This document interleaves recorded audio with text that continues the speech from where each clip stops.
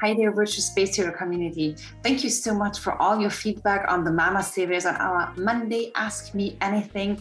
I'm really happy that you enjoy watching them, and also thanks so much for all your questions.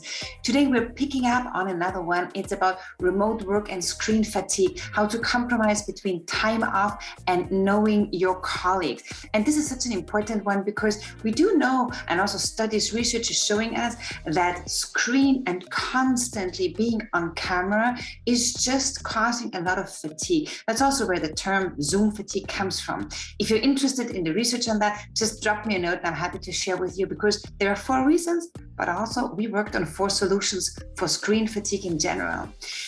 When it comes to compromising, whether being on camera, always connecting in a meeting with your colleagues and getting to know your colleagues well, that's what the question is about. I think it's all about being intentional.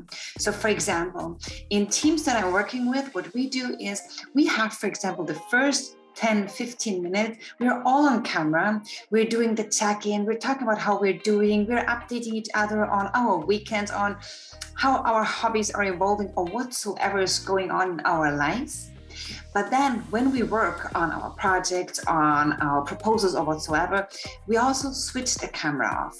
And that helps me and my colleagues a lot to not be that focused always on the camera, on how we see ourselves, how we're seeing each other. Maybe there's a weird face that we are seeing there and it sort of compromises what we feel in that moment.